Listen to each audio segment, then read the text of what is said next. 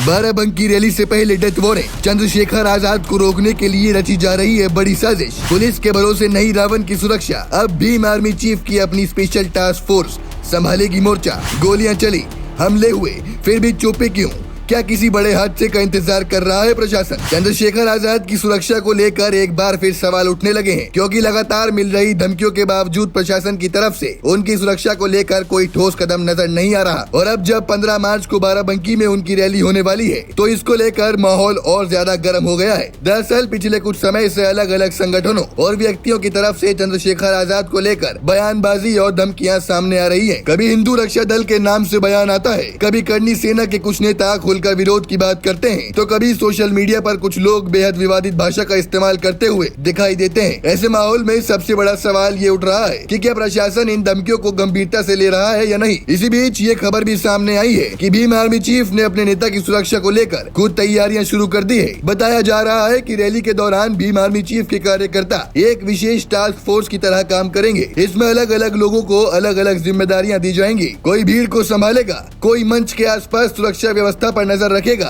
और कुछ लोग किसी भी आपात स्थिति से निपटने के लिए तैयार रहेंगे। भीम आर्मी चीफ के कार्यकर्ताओं का कहना है कि अगर प्रशासन सुरक्षा को लेकर पूरी तरह सक्रिय नहीं दिख रहा, तो संगठन अपने नेता की सुरक्षा के लिए खुद खड़ा रहेगा। हालांकि ये भी कहा जा रहा है कि ये सब संविधान और कानून के दायरे में रहकर ही किया जाएगा, क्योंकि चंद्रशेखर आजाद खुद भी हमेशा लोकतांत्रिक रास्ते की बात करते हैं। चंद्रशेखर आजाद ने भी इन धमकियों को लेकर अपनी प्रतिक्रिया दी है। उन्होंने कहा कि राजनीति में काम करते हुए आलोचना और विरोध का सामना करना पड़ता है और वो इससे डरने वाले नहीं है। देना मुझे गाली देना तो अधिकार है सब लोगों का। जब मैं आप लोगों के लिए लड़ाई लड़ूंगा तो मैं कोई अपने घर के, मेरा परिवार ही को थोड़ा ही है कि भाई मैं कोई वो करने जा रहा हूं, तो मुझे तो गाली खानी है। तो इस गालियों से मत डरो। आज जो गाली दे रहे हैं, कल आपको सलाम भी करेंगे। समय की बात है।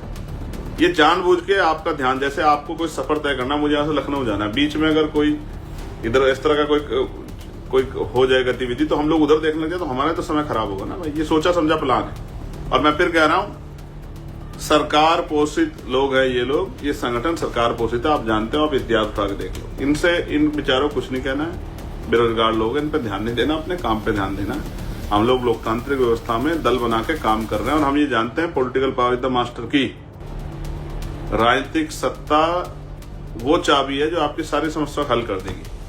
उनका कहना है कि जब कोई नेता समाज में कमजोर वर्गों और वंचित लोगों की आवाज उठाता है, तो विरोध और हमले भी उसी अनुपात में बढ़ते हैं। चंद्रशेखर आजाद का कहना है कि उनका संघर्ष व्यक्तिगत नहीं बल्कि सामाजिक और राजनीतिक है। उनके मुताबिक उनकी राजनीति का मकसद कमजोर वर्गों को उनके अधिकार दिलाना और आने वाली पीढ़ियों के लिए बेहतर भविष्य सुनिश्चित करना है। लेकिन सवाल ये भी उठता है कि आखिर चंद्रशेखर आजाद ही बार बार विवादों और धमकियों के केंद्र में क्यों आ जाते हैं। देश में कई नेता सरकार की आलोचना करते हैं, कई लोग सामाजिक मुद्दों पर खुलकर बोलते हैं, फिर भी अगर लगातार निशाने पर कोई एक नाम सामने आता है, तो ये चर्चा का विषय जरूर बन जाता है। आपको याद होगा कि कुछ समय पहले चंद्रशेखर आजाद पर फायरिंग की घटना भी हुई थी, जिससे वो बाल बाल बच गए थे। उस घटना के बाद भी उन्होंने अपनी राजनीतिक और सामाजिक कार्यक्रमों को जारी रखा। इसके बाद मथुरा में एक दलित परिवार से मिलने जाते समय उनके काफिले पर हमला होने की खबर भी सामने आई थी। हरियाणा चुनाव के दौरान भी उनके काफिले को लेकर विवाद और तनाव की स्थिति पैदा हुई थी। अब बाराबंकी की रैली से पहले एक बार फिर कुछ संगठनों की तरफ से विरोध की बातें सामने आ रही हैं। कुछ लोग खुलेआम ये कह रहे हैं कि वो रैली का विरोध करेंगे और अगर कार्यक्रम हुआ तो वहां पहुंचकर विरोध प्रदर्शन भी करेंगे। ऐसे में सबसे बड़ा सवाल ये है कि क्या प्रशासन इन बयानों को गंभीरता से ले रहा है, क्योंकि जब किसी चुने हुए सांसद और राष्ट्रीय स्तर के नेता को खुलेआम धमकियां दी जाती है, तो ये सिर्फ एक व्यक्ति की सुरक्षा का मामला नहीं रह जाता, बल्कि वो कानून व्यवस्था से जुड़ा मुद्दा बन जाता है। कई लोग ये भी सवाल उठा रहे हैं कि अगर यही बयान किसी मुख्यमंत्री या प्रधानमंत्री के खिलाफ दिए जाते, तो क्या प्रशासन का रवैया भी यही होता। फिलहाल बाराबंकी में होने वाली रैली को लेकर समर्थकों में उत्साह है और भीम आर्मी के कार्यकर्ता इसे सफल बनाने की तैयारी में जुटे हुए हैं। अब देखना ये होगा कि प्रशासन इस पूरे मामले में क्या कदम उठाता है और क्या रैली शांतिपूर्ण तरीके से संपन्न हो पाती है या नहीं। लेकिन इस पूरे विवाद के बीच एक सवाल लगातार बना हुआ है, क्या राजनीतिक विरोध के नाम पर इस तरह की धमकियां लोकतांत्रिक व्यवस्था के लिए खतरा नहीं बनती,